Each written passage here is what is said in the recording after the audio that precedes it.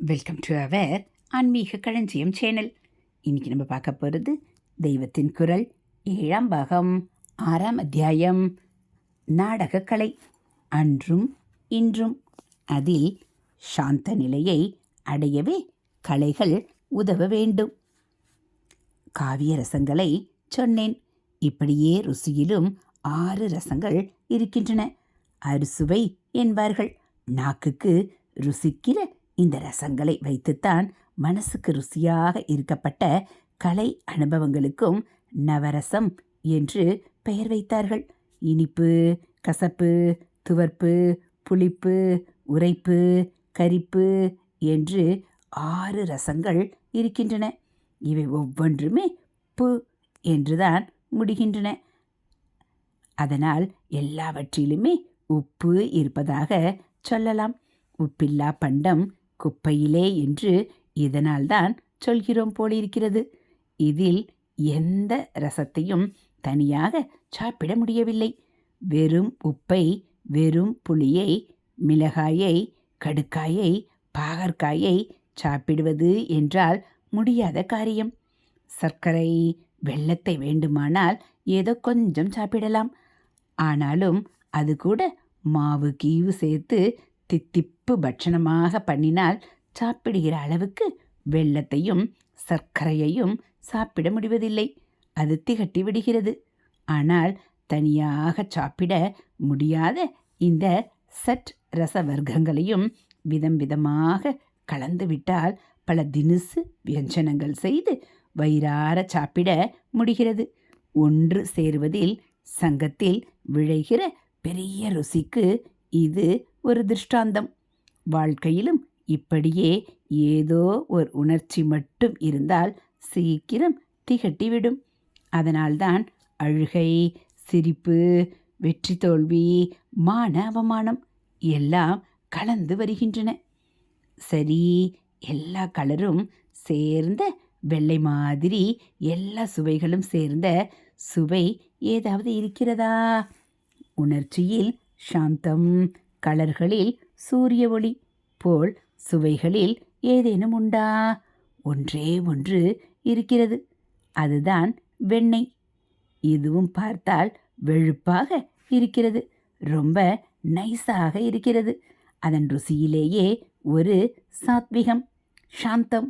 மற்ற ருசியெல்லாம் ராஜசம்தான், உணர்ச்சியை தூண்டுபவைதான். வெண்ணெய் மட்டும் உணர்ச்சியை உண்டு பண்ணுவதில்லை.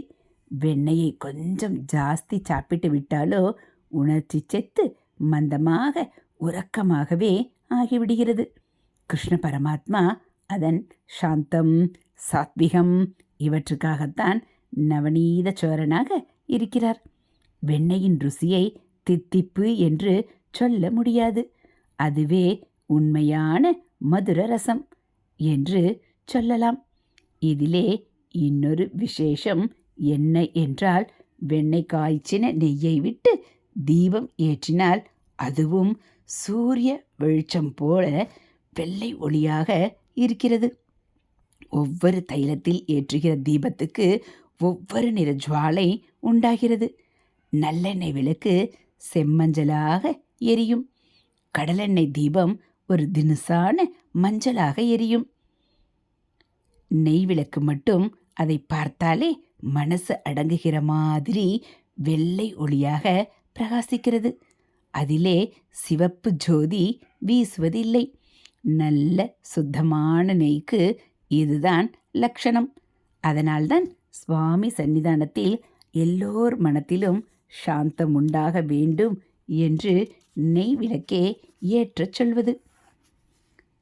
சாந்தமுலேக சௌக்கியமுலேது என்று தியாகையார்வாள் பாடினது போல், நாம் எத்தனை விதமான உணர்ச்சிகளில் முத்துப்பட்டாலும் கடைசியில் சாஸ்வத சௌக்கியம் வேண்டுமானால் சாந்த நிலையைத்தான் அடைய வேண்டும். அதற்குத்தான் எல்லா கலைகளும் உதவ வேண்டும். நாடகங்களில் நானாதினுசான உணர்ச்சி மோதல்கள் இருந்தாலும் அது மிக உயர்ந்த நாடகமானால் அதை பார்த்து முடித்த பின் மனசில் இனம் தெரியாத ஒரு விச்ராந்தியும் அமைதியும் ஆனந்தமும் தான் நிலவ வேண்டும். ஹரஹர சங்கர, ஜெய ஜெய சங்கர. அடுத்து மதாச்சாரியர்களும் நாடகங்களும். சாந்தரசத்தையே பிரதானமாக வைத்து எழுதின நாடகங்கள் ரொம்பவும் அபூர்வம்தான். மற்ற ரசங்கள் முக்கியமாக வரும்போது சாந்தம் அவற்றை அனுசரித்து வருகிற விதத்திலேயே பிரசித்தமான கவிகளும் நாடகம் எழுதியிருக்கிறார்கள். ஆனால் கிருஷ்ணமிச்ரர் என்பவர் மட்டும் சாந்தத்தையே பிரதான ரசமாக வைத்து ஒரு நாடகம் எழுதியிருக்கிறார். கோணா மானா என்று உணர்ச்சிகளை கிளறிவிடுகிற நாடகங்களே நாடகஸ்தானத்தில் வந்துள்ள சினிமாக்களே ஜாஸ்தியாகிவிட்ட இன்று அந்த சாந்த ரச நாடகத்தை பற்றி கொஞ்சம் சொல்கிறேன். கிருஷ்ணமிச்ர கீத கோவிந்தம் பாடிய ஜெயதேவரின் சமகாலத்தவர் என்கிறார்கள். சுமார் 900 வருஷங்களுக்கு முன் இருந்தவர். அவர் பரம அத்வைதி. அவர் சித்தாந்த சண்டைக்காக நாடகம் எழுதவில்லை. தம் ஸ்வானுபூதியையே உருவகமாக ஆலிகோரிக்கலாக ஒரு நாடகமாக்கி எழுதினார். ஞான மார்க்கத்தினால் பெறுகிற அத்வைத சாந்த நிலையை பற்றி எழுதினார். ஆனால் கட்சி பிரதிகட்சி இல்லாமலே எழுதினார். பலவிதமான தத்துவங்களும் அதில் பாத்திரங்களாக வருகின்றன.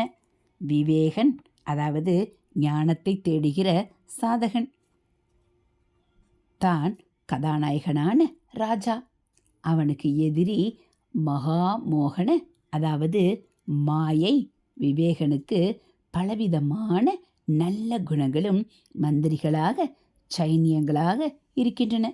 விஷ்ணு பக்தி, ஸ்ரத்தை, கருணை, தர்மம், வைராகியம் எல்லாம் இப்படிப்பட்ட கதாபாத்திரங்கள்.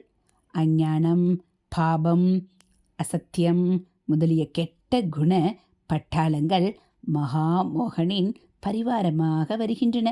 விவேகன் மகாமோகனை ஜெயித்து ஞானத்தை அடைந்ததாக கதை போகிறது. ஞான உதயம்தான் நாடகத்தின் லட்சியம். பிரபோத சந்திரோதயம் என்பதே இந்த நாடகத்தின் பெயர். பிரபோதம் என்றாலும் ஞானம் என்றாலும் ஒன்றேதான். ஞானம் சூரிய ஜோதிஸ் மாதிரி இருக்கிறது என்று இத்தனை நாளி நான் சொன்னேன். ஆனால் கிருஷ்ணமிச்ரர் அதிலே கொஞ்சம் கூட தாபமில்லாமல் இருப்பதால் ஞானத்தை சந்திரனாகவே குளிர்ச்சியாக சொல்கிறார். பூரண சந்திரன் உதித்தவுடன் சமுத்திரம் பொங்குவது போல் பூரண ஞானம் உதித்து சாந்த நிலையை பொழிகிற போது இருதயத்தில் ஆனந்த சமுத்திரம் பொங்குவதால் அவர் வைத்த பெயர் ரொம்ப பொருத்தமாக இருக்கிறது. இந்த நாடகத்தின் ஆரம்பமே நம்மை ரொம்ப உச்சிக்கு தூக்கி கொண்டு போகிறது. அந்தர் நாடி நியமித்த மருத் லங்கித பிரம்ம ரந்திரம் என்ற தட்சிணாமூர்த்தி தியான ஸ்லோகத்துடன் நாடகத்தை ஆரம்பிக்கிறார். டிராமா என்றால் ஒரே வசனம், ஆக்ஷன் தான். இங்கோ மங்கள ஸ்லோகத்தில் வாயையே திறக்காமல் ஒரு காரியமும் இல்லாமல் தானாக இருக்கிற தட்சிணாமூர்த்தியை வர்ணிக்கிறார். பிராணனை சுசும்னா நாடி வழியாக சிரசின் உச்சிக்கு கொண்டு போனால் அங்கே கிடைக்கக்கூடிய ஜீவாத்ம பரமாத்ம ஐக்கியத்தை காட்டுபவர். வெளியிலே பத்தினி தெரியாவிட்டாலும் உள்ளுக்குள்ளே சாந்தி என்பவளை பத்தினியாக உடையவர். சாந்தியிடம் விளைந்த ஆனந்தத்தில் திளைத்தவர். ஆத்ம ஜோதி வடிவானவர். அந்த ஜோதிக்கு வெளி அடையாளமாகவே நெற்றியில் நெருப்பு கண்ணை வைத்திருப்பவர் என்றெல்லாம் மிக அழகான வாக்கில் வர்ணிக்கிறார். இங்கே ஜோதி, அக்னி நேத்திரம் இவற்றை சொன்னாலும் ஜில்லென்று சந்திரோதயம் என்றே நாடகத்துக்கு தலைப்பு கொடுத்து விட்டார். இன்னொரு விசேஷம், இங்கே சாக்ஷாத் பரமேஸ்வரனை குருஸ்வரூபமாக வர்ணித்தாலும் நாடகத்தில் வருகிற பாத்திரங்களில் விஷ்ணு பக்தி என்று ஒரு சத் பாத்திரத்தை கொண்டு வந்து விஷ்ணு பக்தியே ஞானத்தில் சேர்ப்பதாக காட்டுகிறார். சைவ வைஷ்ணவ பேதமோ வேறு எந்தவித சர்ச்சையோ இல்லாமல் திறந்த மனசோடு தாம் அனுபவித்ததை எழுதிவிட்டார்.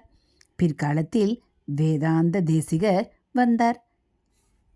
நிகமாந்த மகாதேசிகன், சர்வதந்திர சுதந்திரர் என்றெல்லாம் வைஷ்ணவர்கள் கோயிலுக்கு கோவில் சந்நிதி ஏற்படுத்தி நமஸ்கரிக்கிற பெரியவர் அவர். மகாவித்வான், நிரம்ப யோகியதை வாய்ந்தவர். அவருடைய விசிஷ்டாத்வைத கொள்கைக்கு பிரபோத சந்திரோதயம் வித்தியாசமாக இருந்தது.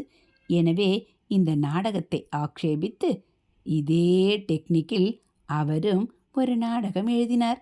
இதிலும் தத்துவங்கள் தான் பாத்திரங்கள். பிரபோத சந்திரோதய பாத்திரங்கள் சிலர் இதிலும் வருவார்கள். சாதகனுக்கு இடைஞ்சல் செய்யும் தற்புகழ்ச்சி குணத்தை டம்பன் என்ற பாத்திரமாக கிருஷ்ணமிச்ரர் சிருஷ்டித்தார். தேசிகனும் அந்த டம்பனை தம் நாடகத்துக்கு எடுத்துக்கொண்டார். இதிலே இந்த காலத்தில் சிலர் தற்போதுள்ள நிலவரங்களையே நாடகத்தில் கேலி சட்டையர் செய்து எழுதுகிறார்கள் அல்லவா? அது மாதிரி தேசிகனும் செய்திருக்கிறார். டம்பனை நீ எந்த ஊர் என்று ஒருவர் கேட்கிறார். அதற்கு டம்பன், என் ஊர் சின்ன காஞ்சிபுரம், நான் அங்கே அக்ரஹாரத்தில் இருக்கிறேன் என்று ஆரம்பித்து தன்னை பற்றி சொல்லிக் கொள்கிறான். அந்த காலத்தவருக்கு உடனே இந்த சட்டையர் புரிந்திருக்கும். சின்ன காஞ்சிபுரம் அக்ரஹாரத்தில் அப்போது வசித்து வந்த தாத்தாச்சாரியாருக்கும் வேதாந்த தேசிகருக்கும் சௌஜன்யம் இல்லை. அவரைத்தான் இங்கே இவர் வரட்டு ஜம்பக்காரனான டம்பனாக வர்ணிப்பது. ஆக இப்போது நாம் செய்கிற சாமர்த்தியம் எல்லாம் அப்போதே நம் பெரியவர்களுக்கு தெரியாமல் போகவில்லை. தேசிகனுடைய டிராமாவுக்கு சங்கல்ப சூரியோதயம் என்று பேர். சூரியன் உதித்தவுடன் சந்திரன் இருந்த இடம் தெரியாமல் மழுங்கிவிடுமல்லவா?